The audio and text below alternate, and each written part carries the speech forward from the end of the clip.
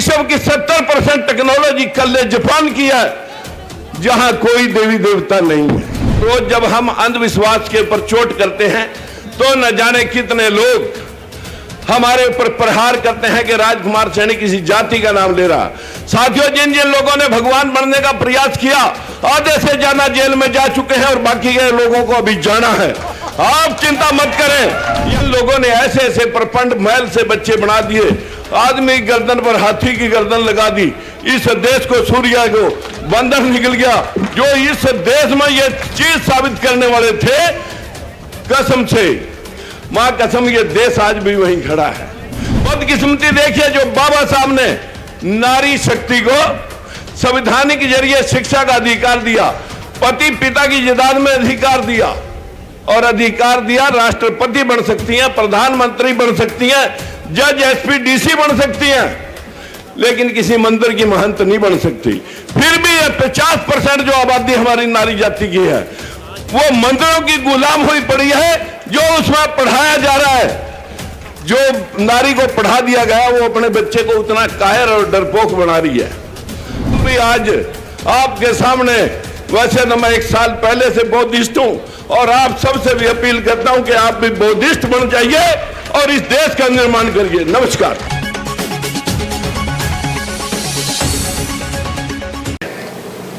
मैं सबसे पहले आपको सलाम करता हूं और दूसरी सलाम करता हूं मंच पे इन सभी नेताओं को।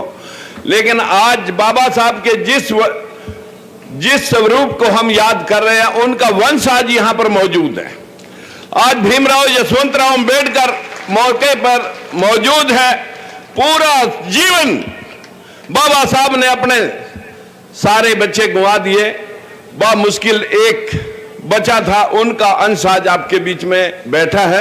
उनके नाम की जरा एक ताली लगाएं। आज भाई किसानों के लिए और हम मजदूरों के लिए हर रोज आपके बीच में वार्ता करते हैं। एक ताली आप भाई राकेश टिकैत, जो काले कानूनों के खिलाफ 1 साल तक संघर्षरत रहे, एक ताली लगाएं।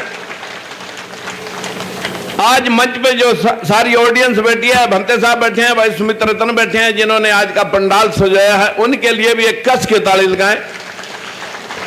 मित्रों, हम कौन हैं? हम सब किसान और मजदूर हैं। क्या कहते हैं मजदूर को? हर आदमी की नाक सिकुड़ जाती है जब किसी के घर में कोई मजदूर शिरकत करता है, जो इस देश का निर्माण करता है। और विशेषतर मैं अगर जाति की बात कहूं तो हमारे एससी भाइयों में बहुत सारी ऐसी जातियां हैं जो 24 घंटे अपना चूल्हा गर्म करने के लिए सारा दिन मेहनत कर रहे हैं। कोई भीख मांगता हुआ, दान मांगता हुआ नहीं मिलेगा, काम करते हुए लोग मिलेंगे। उनसे हम नाक चढ़ाएं। और जो लोग इस देश को झूठ बोल करके, अंधविश्वास और पाखंड में झोंक करके इस देश का नाश कर दें, साथियों, उनको हम पटड़ी पे बैठा करके पैर धो करके लंगर जमाते हैं। बस यही देश की विडंबना है। अगर हमारे देश में से बच्चे आज हजारों करोड़ों Canada, America, Australia, German, Japan वहां पर जा रहे हैं, वहां कोई धोख मारने के लिए नहीं जा रहे, वहां मेहनत करने वालों को पैसा मिलता है, उनका सम्मान होता है। इस देश में मेहनत करने वाले की कमर तोड़ दी गई है। बस यही संविधान को लागू करने के लिए आज हम सब यहां पर इकट्ठे हुए हैं। अगर आप चाहते हैं कि इस देश में जो लोग कमांड कर रहे हैं, जो लोग इस देश के हुक्मरान हैं, उन लोगों ने पूरे देश में जहां आखिरी फैसले होते हैं, पूरे देश के 25 हाई कोर्ट, एक सुप्रीम कोर्ट, एक भी जज बैकवर्ड का अभी कोई एक आध लगा, एक भी जज 1 अप्रैल 2018 तक तो एक भी जज बैकवर्ड का नहीं लग सका। शेड्यूल कास्ट की भी 23% रिजर्वेशन, 22.5% रिजर्वेशन थी, लेकिन उनके भी मात्र 600 जजों में सिर्फ 18 जज हैं। फिर हम क्या कहें?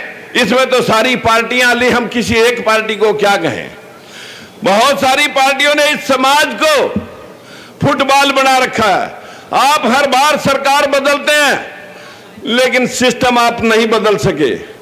आपका बना हुआ है फुटबॉल और आप ही की वोट के जो इन पार्टियों में बैठे हैं वो बन गए हैं दलाल।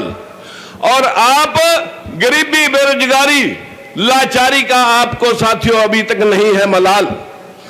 हमारा भी एक दल, एक पार्टी हो, हम भी इस देश के निर्माता हो, जिसकी महात्मा ज्योतिबा फूले और भीमराव अंबेडकर है एक मिसाल। आपने इस मिसाल को ध्यान में रखते हुए जगाओ, इस मिसाल को घर घर में जाकर के अंधविश्वास और पाखंड का चीरहरण करो। जब आप ये कर देंगे तो हमारा समाज जागरूक हो जाएगा और हम सत्ता की तरफ अपने आप चले जाएंगे।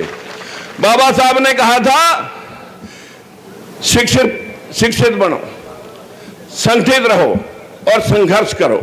संघर्ष का समय आ चुका है। मैं अपनी वाणी को विराम देते हुए सिर्फ आपसे इतनी विनती करना चाहता हूं, अगर हमारे देश में बार बार आक्रमण हुआ, जिन लोगों ने हमें शिक्षा से दूर रखा, जिन लोगों ने हमें राजकाज का हिस्सेदार नहीं बनने दिया, उन लोगों की संख्या कम थी। हम उनका साथ नहीं इसलिए दे सके क्योंकि हमें पता नहीं कि हम गुलाम किसके हैं, विदेशियों के गुलाम हैं या देश वालों के गुलाम हैं। हम सारे गुलाम ही रहे। कभी आक्रमण हमारे पर बाहर से आर्य सभ्यता का हुआ, कभी हमारे पर आक्रमण साथियों इस देश के अंदर मुगलों का हुआ, कभी अंग्रेजों का हुआ, हूणों का हुआ, डचों का हुआ। बार बार हम ही गुलाम हुए। ये गुलामी हमारी नसों में चली गई है। मेरी हाथ जोड़कर विनती है, इस गुलामी से बाहर आए, अंधविश्वास से बाहर आए। 21वीं सदी है, विज्ञान की सदी है। साथियों, बाबा साहब ने स्वर्ण अक्षरों में लिख रखा है कि 20वीं सदी अंधविश्वास और मनुवाद की थी, 21वीं सदी मेरा समाज जगेगा और राज की तरफ बढ़ेगा। मैं दावे से ये बात कह सकता हूं। मित्रों, आज समय आ चुका है। मैं आप सभी को प्रणाम करता हूं। हर रोज जब हम अंधविश्वास के ऊपर चोट करते हैं तो न जाने कितने लोग हमारे ऊपर प्रहार करते हैं कि राजकुमार सैनी किसी जाति का नाम ले रहा। साथियों, जिन जिन लोगों ने भगवान बनने का प्रयास किया, आधे से ज्यादा जेल में जा चुके हैं और बाकी के लोगों को अभी जाना है। आप चिंता मत करें, यहां कोई जाति की बात नहीं है। हम किसी जाति के खिलाफ नहीं बोलते। अंधविश्वास फैलाने वाले लोग जो इस देश को मानसिक गुलाम बना चुके हैं, जिन लोगों ने ऐसे ऐसे प्रपंड महल से बच्चे बना दिए, आदमी की गर्दन पर हाथी की गर्दन लगा दी, इस देश को सूर्य को बंधन निकल गया। जो इस देश में ये चीज साबित करने वाले थे, कसम से मां कसम, ये देश आज भी वहीं खड़ा है। हमारी नारी शक्ति, बदकिस्मती देखिए, जो बाबा साहब ने नारी शक्ति को संवैधानिक जरिए शिक्षा का अधिकार दिया, पति पिता की जायदाद में अधिकार दिया और अधिकार दिया, राष्ट्रपति बन सकती हैं, प्रधानमंत्री बन सकती हैं, जज एसपी डीसी बन सकती हैं, लेकिन किसी मंदिर की महंत नहीं बन सकती। फिर भी 50% जो आबादी हमारी नारी जाति की है, वो मंदिरों की गुलाम हुई पड़ी है। जो उसमें पढ़ाया जा रहा है, जो नारी को पढ़ा दिया गया, वो अपने बच्चे को उतना कायर और डरपोक बना रही है। हमें अपनी बहनों को, अपनी माताओं को, अपनी घरवालियों को भी समझाना पड़ेगा कि आप विज्ञान की तरफ बढ़ें और इस देश के संविधान को मानते हुए इसका हम निर्माण करना चाहते हैं। सबके अधिकार सबको मिले, सबको बराबरी हो। जहां जहां दुनिया में बराबरी आई, उन्हीं देशों का विकास हुआ। आज जापान 100% बुद्धिस्ट कंट्री है मित्रों। आज विश्व की 70% टेक्नोलॉजी कल जापान की है, जहां कोई देवी देवता नहीं है। मेरे भाइयों, बाबा साहब ने गौतम बौद्ध धर्म को अपनाया था। हम भी आज आपके सामने, वैसे तो मैं 1 साल पहले से बौद्धिस्ट हूं और आप सबसे भी अपील करता हूं कि आप भी बौद्धिस्ट बन जाइए और इस देश का निर्माण करिए। नमस्कार। तो बात कैसी लगी सैनी साहब की? आपको बढ़िया बात लगी ना? ये देखिए, सबको बढ़िया बात लगी आपकी। बैठिए सैनी साहब। इसी के साथ मैं चाहता हूं, दोस्तों, वीडियो पसंद आए तो लाइक, शेयर और News 22 लाइव को सब्सक्राइब करना ना भूलें। शुक्रिया। देखते रहें News 22 लाइव, सदैव आपके साथ।